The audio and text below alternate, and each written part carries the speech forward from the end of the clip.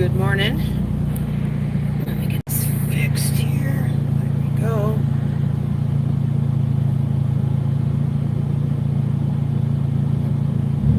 Good morning, everybody. It is 33 degrees right now in Milwaukee, and we're having freezing rain. So it's a little bit slippery. Not too bad, though. The main streets are okay, it seems. Salters were out last night and this morning. I saw them this morning. In fact, there's one right ahead of me now. And they're keeping the roads clear of ice with the salt. But my side street was really slippery. I was slipping around all over the place. It was terrible.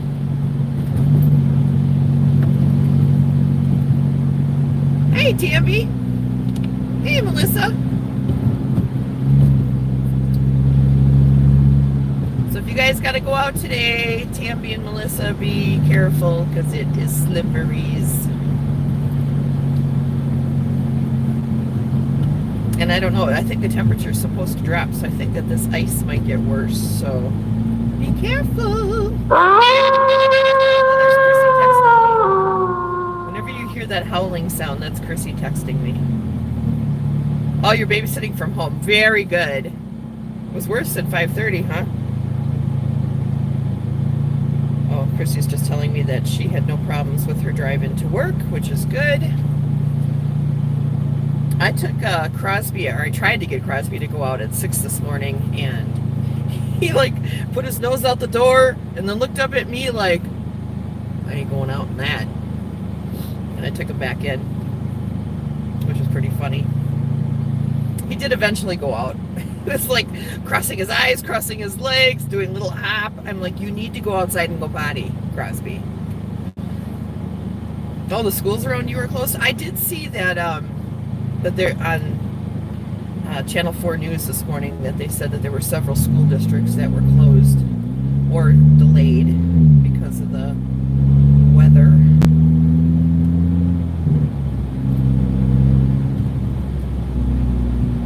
All right, let me in. There we go.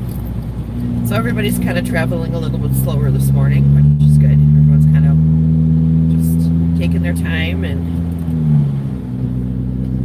that makes me happy to see. I hate when people, they think, oh, I got a four-wheel drive. I could drive on ice, no problem. Idiots.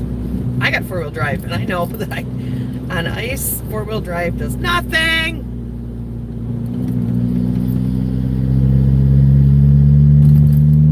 So I'm giving myself a little extra room.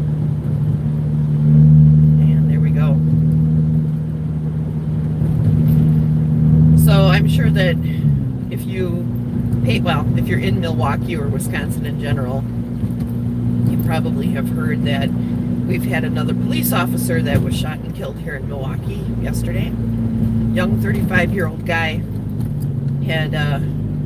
he did 3 tours of duty overseas. I think it was in Afghanistan. It might have been Iraq. I think it was Afghanistan, though. He did 3 tours as a Marine. And then was on the police force for 17 years.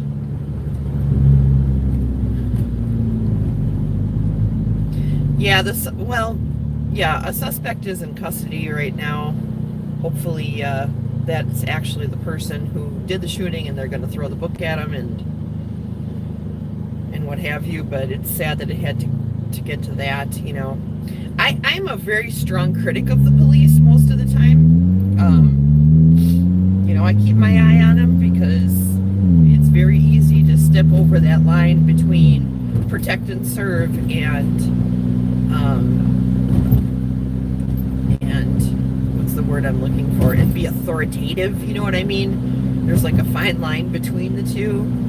So when I see any official overstepping that bound, I'm highly critical of that. But all in all, I think that the vast majority of police officers are good people, and they became cops to protect and serve. And we can't forget that, yeah, some do get drunk with power. And I think that we see that more so at least in Wisconsin here, we see that more in the rural areas, not so much in the big cities. But like the small town that Rick is from, Brownsville, when he was a kid, he'd see the rent-a-cop pulling people over for no reason all the time, just because they were driving through Brownsville and their skin wasn't white, you know. But I think more and more, but that was like in the 70s, early 80s. It's not like that now, you know. I don't think, I hope anyway. Things are changing, you know. With social media, you just run plates all day. Well, that's all they have to do. It's a good thing to be able to live in a community where the big thing of the day might be somebody shoplifting or running a red light. You know what I mean? I want to live in a community like that, where that's the biggest problems that we have to worry about. With the heroin epidemic, though, unfortunately, that kind of community is getting more and more rare, as heroin creeps into all these places, and meth, and yeah, I'm sure it does get old, and I'm sorry about that. I know. I mean, here in Milwaukee, the police are so busy going from call to call to call to call to call to call to call to call to call. It's very rare. I mean, you really have to be doing something outrageous to get pulled over in Milwaukee, you know, or doing something dangerous. But you know, because the cops just don't have the time to be worrying about traffic stops.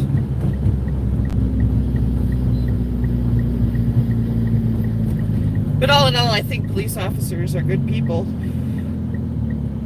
right?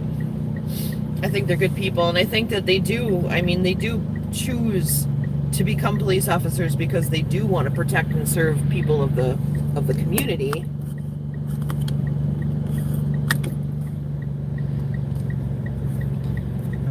Not that you have anything to worry about. Why, do you not drive, or is that the thing? Or are you just a very good girl who drives the speed limit all the time? I am not that girl. I drive a race car, so it gets me into trouble. But anyways, I felt very sad. I feel sad for Milwaukee, and again, what the hell? Okay, so they're serving a warrant at this guy's house, and he opens fire on them and kills this guy. What kind of life do you have to have where you think killing a police officer and going to jail for the rest of your life is a better alternative than to just comply with the warrant?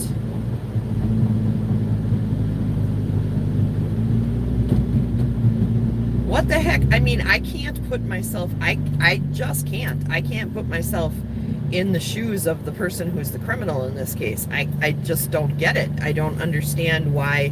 Well, first of all, what the heck? How bad is your life that you chose to lead a life of crime that led to a warrant in the first place?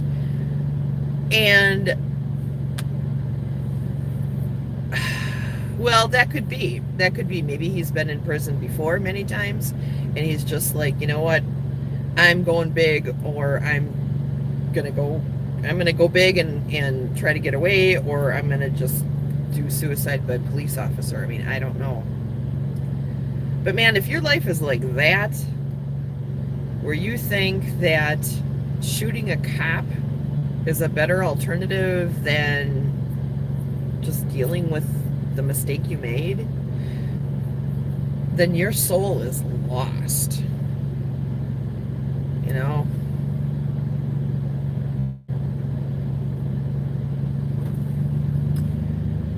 Well, right, because people who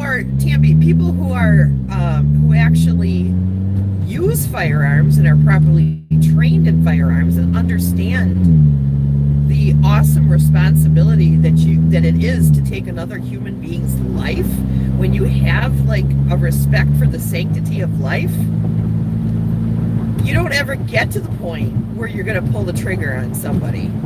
You know, we're somewhat desensitized in this society. I mean, we're kind of desensitized to death, I think, and to murder.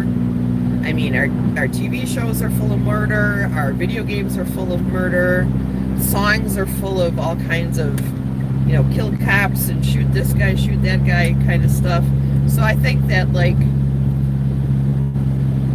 we're somewhat desensitized, and maybe that's allowed us to become a little trigger happy.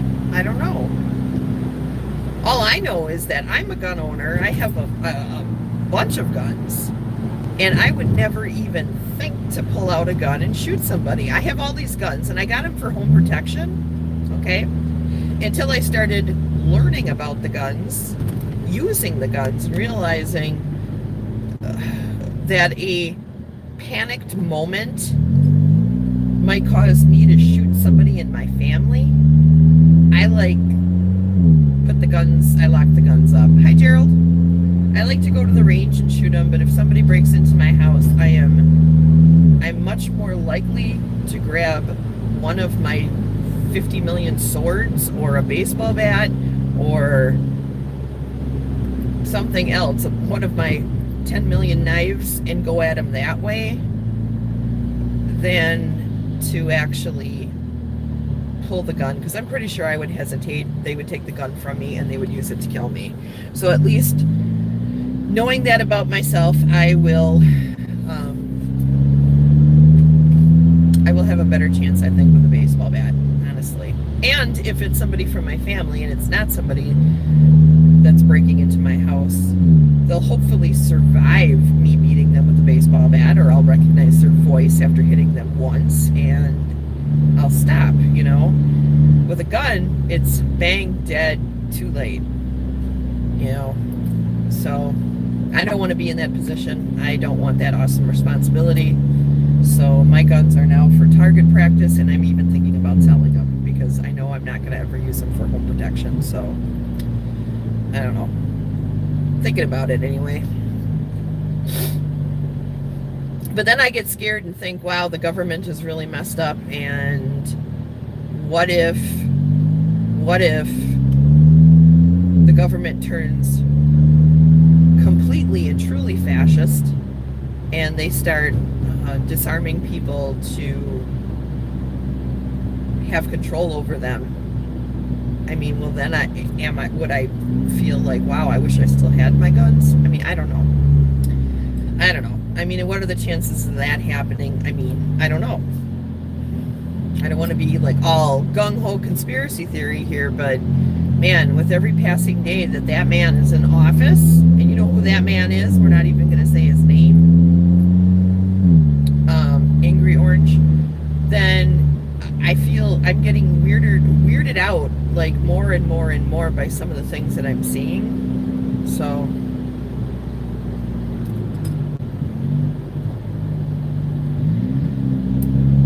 well, being the geek that I am, okay, do you remember, I don't know if you guys are Star Wars fans or not, but there's a line in one of the Star Wars movies where Queen Amidala says, you know, this is how the Republic ends, you know, with a round of applause or something like that. So basically saying that the people made the decision to disarm themselves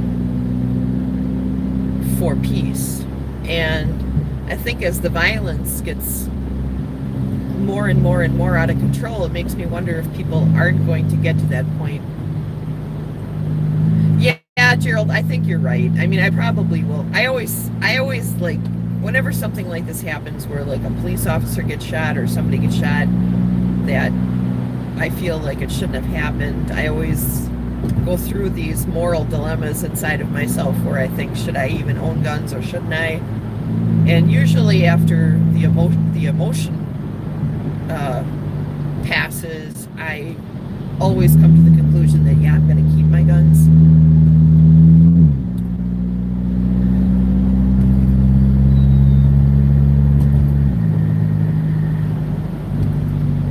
hope so, Melissa. I hope we never have to, because I'll tell you what, if the government tried to disarm the people, there would be a giant civil war. I do too, Melissa. I believe in the right to bear arms. I'm only talking about myself and my own moral and ethical issues that I struggle with. You know, where I think, man, you know, if somebody breaks into my house and I'm tempted to, because I do have one loaded gun in my house. I'm not going to say where, but I do have one loaded gun hidden away. If somebody broke into my house and in a moment of panic, would I grab that gun and actually shoot the intruder? And you know, having gone to the range enough times where I can load and fire my gun very quickly.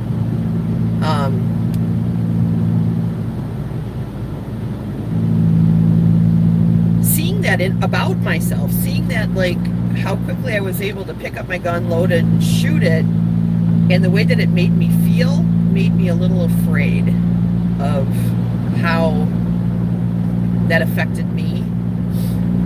And after that, now I'm thinking, will I hesitate because of that? Because I had that moment of clarity where I was like, oh my God, this thing is so powerful and so deadly, and it's in my hand, and I have control of that. And that made me go, whoa, you know, I don't know, but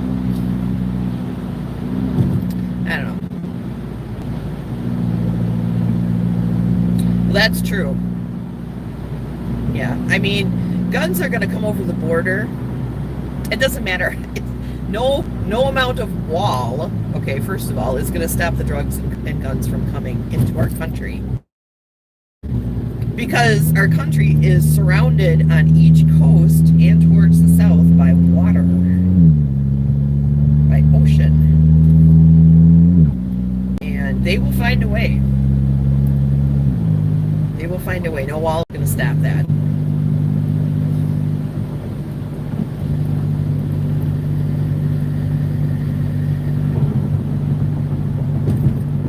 Heightened security brings out the cleverest of criminals. I mean, we see that every day with the internet, you know, with people hacking things on the internet.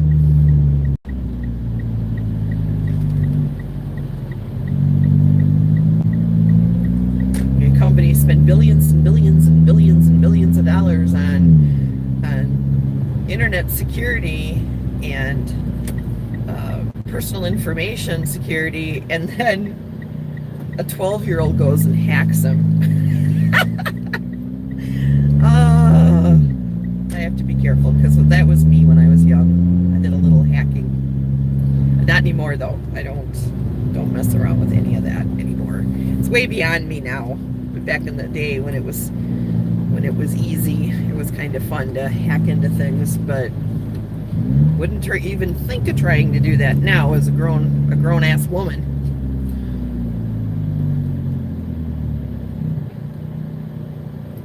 That's right, they are coming in from Canada. You are correct. And the thing is, a lot of people come in legally. They come in legally.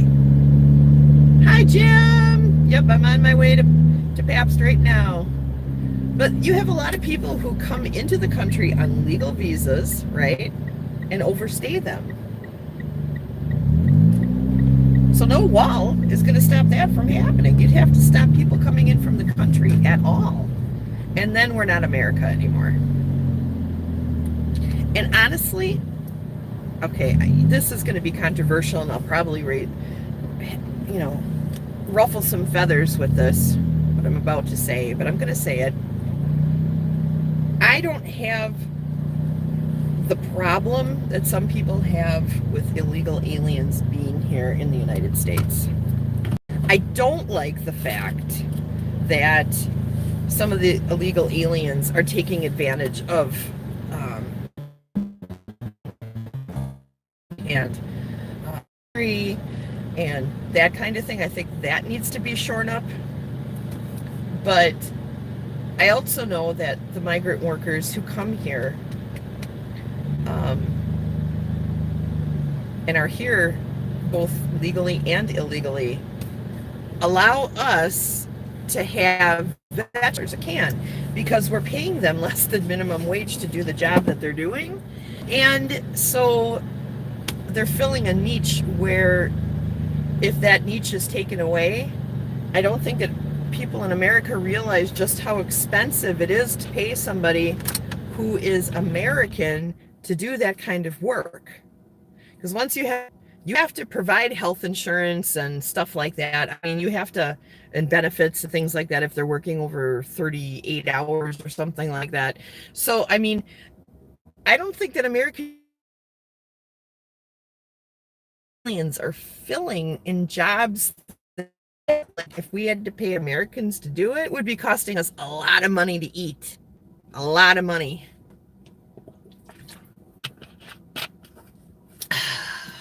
So, I don't know. But anyways, I am at work, guys. I love you guys. Mwah. Bye. You have a good day. Thanks for spending a little time with me this morning. And